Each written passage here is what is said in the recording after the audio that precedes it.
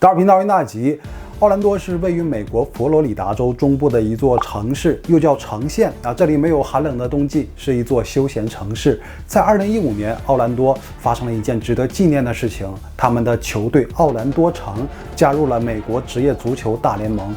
巴西著名球星卡卡也在这年加盟球队。奥兰多的球市异常火爆，每当比赛日，人们全都穿上紫色的球衣为主队呐喊，每场比赛也都如庆祝节日一般。2015年10月17日是这个赛季的最后一天，而这天过后的奥兰多却也发生了一件令人惋惜，也让全城民众深感震惊的事件：一名女性球迷在散场狂欢之后离奇死在了公寓。她在醉酒回家的路上遇见了谁？在公寓楼内如此慌乱，又在躲避什么？那今天我们就来一起抓住真凶，把时间拉回到2015年。2015年10月18日，安东尼在奥兰多市一家餐厅等待着朋友萨莎。昨晚他们一起去观看了奥兰多城的最后一场比赛。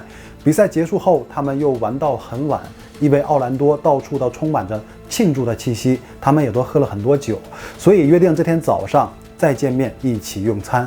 安东尼准时赴约，到了餐厅后就开始看菜单，但约定的时间已经过了30分钟。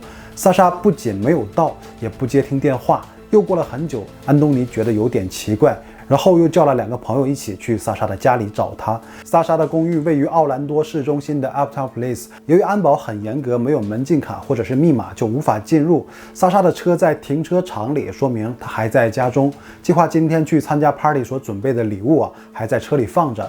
安东尼和朋友们趁别人进出开门的机会走进了公寓，之后他们按响了345号的房门，但没有任何应答。电话不接，家中无人应答，他们最终决定报警。警方很快到达了公寓，让管理人把门打开，发现公寓里面非常的干净，十分整洁，没有外部入侵的痕迹。一名警员走到卧室，发现床上的被子里有头发。警察慢慢靠近，掀开被子，就发现萨莎颈部发青，已经死亡。除了胸口有淤伤和喉咙部骨折外，她的项链缠绕在头发上，表明生前发生过打斗或者是反抗。身上还有一股强烈的清洁液味道，而这个整洁的案发现场也应该是被打扫过的。死者遭遇了性侵，内衣内裤全都不在现场。卫生间里放置清洁剂的储物柜门是打开的，说明有人在作案后为了清除痕迹使用了清洁剂。在客厅的角落里还发现了垃圾袋和一个安全套的包装盒。卫生间的坐便器的盖子向上打开，于是在上面进行提取，果然发现了2枚外来指纹。后期也在这儿和遗体上提取到了他人的 DNA， 这也符合警方的推测，和别人一起回到家里的可能性最大。接下来就是要进一步调查。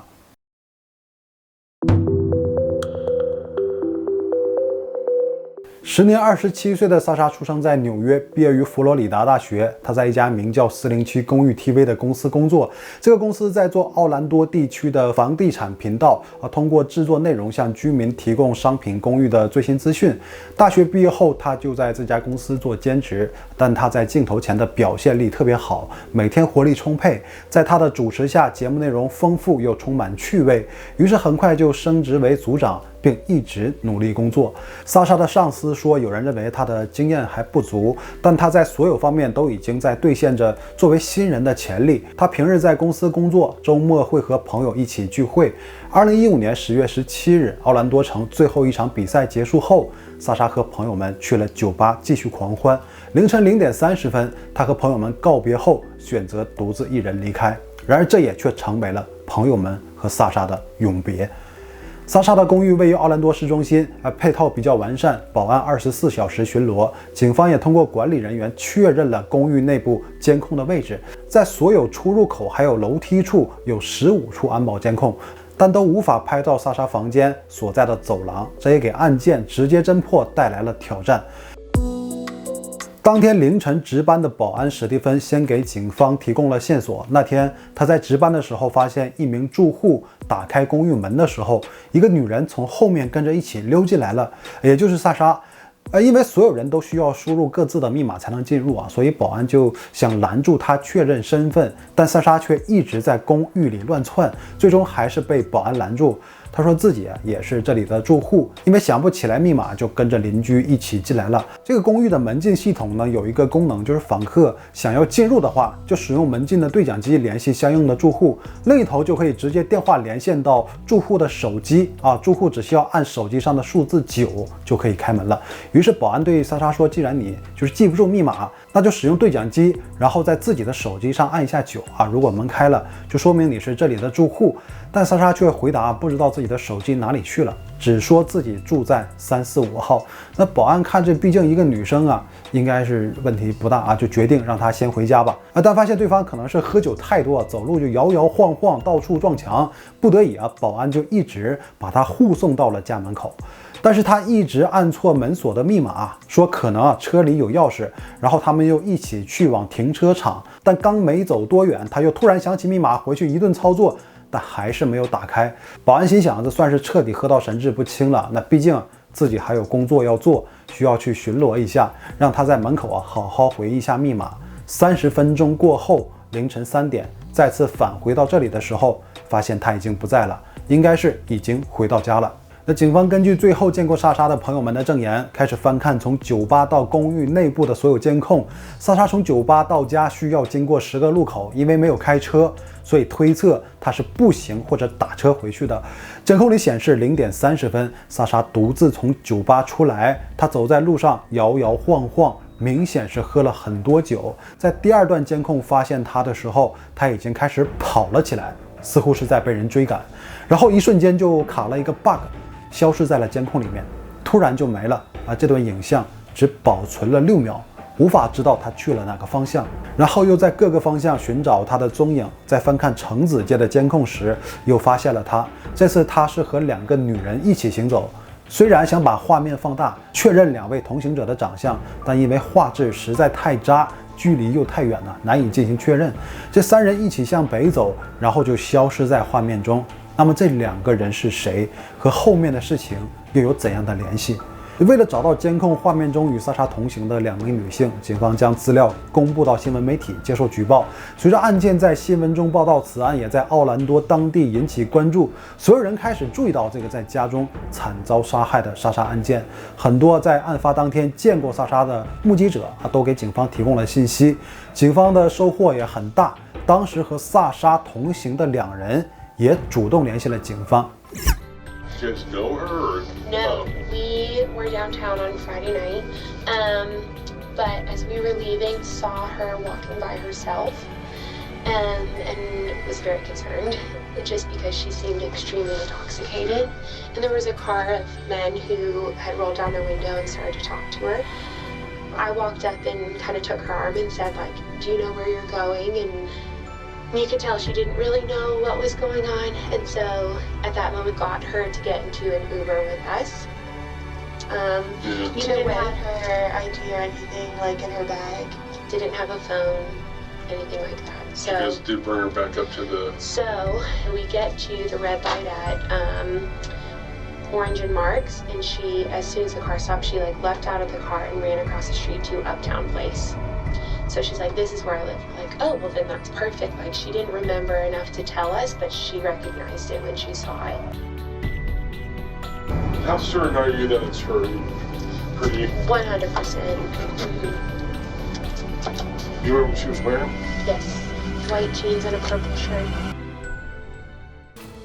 那警方通过这2名女性的陈述得知莎莎是如何回的家，现在开始调查公寓的内部监控。她出现在监控的时候是凌晨1点46分，看起来好像是独自一人回来的，但她后面还跟着一名男性。那名男性用手指了她一下，然后马上就消失在监控中。1分钟左右，保安发现异常之后就跟了过去。当警方确认其他监控视频的时候，看到莎莎独自一人走着，看起来是在上楼。但是当查到2层监控的时候，却没有看到她上来，哪里都看不到。直到过了20分钟后的2点06分，莎莎再次出现在监控中，但她好像在被人追赶，匆忙向上面跑。再过了一会儿才发现，是为了躲避找她确认情况的保安，因为萨莎没有按门禁的密码，而是跟着其他住户进来的，所以保安需要拦住他，他才显得如此慌乱。他们再出现在监控下就是20分钟以后，这20分钟的时间就是保安史蒂芬在确认他的身份以及送他回公寓但忘记密码的过程。他也确实一直跟着萨莎，陪他去车库取钥匙。2点25分，两人说着话往停车场走，进入停车场20秒后又再次返回公寓内。史蒂芬给警方的陈述和监控是一致的在判断萨莎回到家之后呢，史蒂芬也的确是回到了工作岗位。因为案发现场萨莎的房门完全没有损坏的痕迹，所以只有他认识的人才能顺利入室，或者是有人知道他的入户门密码。警方就向朋友和家人询问，其他人呢是否有钥匙，或者是知道门锁的密码。他们说萨莎的前男友可能会知道密码，于是警方将她的前男友传唤到警局接受调查。萨莎与27岁的前男友泰勒交往了2年左右。他在距离这所公寓不远的一个酒吧做调酒员，与萨莎住的公寓很近，只相隔几个街区。 When did you guys break up? End of March. This year? Yes. Okay, so end of March 2015. So tell me what was breakup was over, who broke up? It was a mutual thing. That time, did she see anybody else? She didn't really share any, information about who she was dating or who she was seeing. How did you feel about that? We weren't exclusive or anything like that. So. Was there any talk about trying to get back together? We didn't really talk about it, but it was something that I always thought that we would. Say late Friday evening or early Saturday morning. I was home. I got off work Friday night at about 9:30. I bartended because there were some bartenders that needed to take some time off, so I took a shift for them. Do you have any problem giving us a buccal swab of DNA? I have no problem. Okay. 那警方确认了泰勒的不在场证明，他的指纹和 DNA 与现场提取到的都不一致，所以将他从嫌疑人对象中排除了。警方找不到萨莎的手机，于是用他放在家里的 iPad 确认了他的短信，尤其是他最后一条短信。就当天凌晨5点12分，萨莎还没有遇害，和一个叫本的人发了最后一条短信后，就遭遇了不幸。对方说自己正在 party， 希望萨莎可以过来参加。他的最后一条短信内容是在确认对方的身份，叫了本的名字就结束了。警方将本作为嫌疑人传唤到警局做调查。We dated my freshman and sophomore year of college, so we were pretty close for a long time, and then we split up, and then we've been hanging out a lot recently since we both live in town. When was the last time you seen her? I saw her Thursday night. We went out downtown. Did you and Sasha have plans to meet that Friday night, Saturday morning? We didn't have plans to meet. Like I said, we were texting to possibly meet up. Who texted you first? I want to say she texted me first. I started, late Friday night, early Saturday morning, around, midnight, 1 o'clock hours around there. That was the last I heard from her until 5:12 a.m. And then she said then, after I got that text message, I called her. She didn't respond, and that's where I asked, call me. Well, I was at a house the whole time. I didn't really go to a bar or anything. I was at my friend's house downtown. You were there the entire all night long? You never left? No. Did you go to her apartment late Friday night, early Saturday morning at all? Okay. So we watched the cameras. We're not going to see you entering that building at all. Correct. The last thing, man, do you have any problem giving us a buccal swab? Yeah, no, not a problem. I'm just happy to help in any way I can. 经过确认公寓的监控中始终没有出现本的身影，而且本的指纹和 DNA 与现场提取到的也不一致，他也从嫌疑人对象中被排除了。这警方没有找到任何嫌疑人，案件陷入了一个迷局。就在这时，他们在监控中看到了奇怪的画面。早晨6点36分，保安史蒂芬拿着2个垃圾袋去扔掉，这个时间让警方觉得很奇怪，因为他的工作结束交接的时间是到6点，为什么他已经下班了还要去扔公寓里的垃圾呢？而且史蒂芬拿着的垃圾袋似乎和莎莎家里发现的垃圾袋是一样的。警方马上赶到公寓询问保安呢是否还要做扔垃圾的工作。公寓经理给出了否定的回答。警员也曾询问过史蒂芬那天是否进了莎莎的家里。史蒂芬回答，根据规定，保安绝对不能进住户家里所以他没有进去，但是却有同款的垃圾袋就觉得很奇怪，于是将他传唤到警局。史蒂芬当场否认自己和案件有关，他又说案发当天他也看到了一名可疑男子，似乎和莎莎同时出现在走廊。同行的那名男子是白人，棕色或者是深色的头发，身穿一件 polo 衬衫，但只是一个背影，看不清。警员将信将疑最终还是对他进行了一次测谎。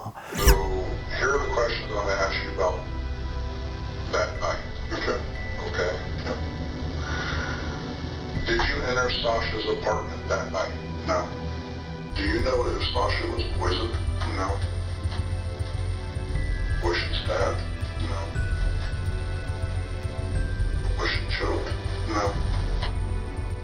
警方当时对莎莎被人勒死的事实做了保密。当史蒂芬回答没有进莎莎的家里，以及对莎莎被人勒死的事实表示不知道的时候，出现了很明显的说谎反应，就把他列为嫌疑人，提取了 DNA。结果显示，他的 DNA 与在莎莎家里发现的 DNA 一致，与现场的指纹也是一致的。根据对他手机进行搜索取证，发现他的手机里有如何解开电子锁的搜索记录。莎莎死亡2周后，嫌疑人史蒂芬被正式拘捕。史蒂芬在看到醉酒的莎莎独自一人回来后，就主动提出帮助莎莎回家。在聊天过程中，就发现对方神志不清，而且一直笑着和他说话。他就觉得莎莎好像是对自己有意思似乎是要有好事发生。当莎莎最终回家后，他就一直想着这个女人，然而却被一道门给挡住了，所以他就一直用手机搜索解开密码锁的办法。终于在凌晨5点，在莎莎给本发完一条信息之后，成功破解密码，侵入莎莎家里，并对她实施了侵害。在过程中，史蒂芬的胳膊被咬伤，他果断选择灭口，将反抗的莎莎勒死。得手之后，使用大量清洁剂试图清理现场。警方之后在史蒂芬的家里进行搜查，发现他的一双鞋与莎莎家里发现的鞋印也一致。史蒂芬从美国空军退伍，已经结婚，在 Uptown Police 这所公寓工作了5个月左右，1个星期工作4天，并接受了系统的保安教育。史蒂芬没有精神病史，没有药物问题，也没有犯罪记录。2017年，35岁的史蒂芬被认定为最高的1级谋杀，因涉嫌性暴力强奸被判处2项无期徒刑，另外因为入室盗窃被判处15年徒刑，基本与社会永远隔离。后来，莎莎的家人也对电子锁公司提起诉讼，该公司明明知道电子锁存在问题，还继续销售，也是造成这一起悲剧的重要原因。如果随便谁都能通过手机查到解锁的办法，那么每一个人都可能是下一个莎莎。结果这个公司败诉进行了相应的赔偿。这个事件最让人感到无奈的是真的无法判断危险到底会从何而来。尽管和前男友以及前男友依然存在感情上的牵绊，但是都没有任何危险因素，甚至他还被人牵挂着走出酒吧之后，整个过程全都神志恍惚。在凌晨有人和他搭讪，但也都被他顺利摆脱了和2名陌生人一起搭上了同一辆车，也被安全送到了自己所在的公寓。在人们的认知中，这些具有潜在危机的环节全都没有伤害到他，反而在最安全的家里被应该来保护他人身安全的安保人员杀害。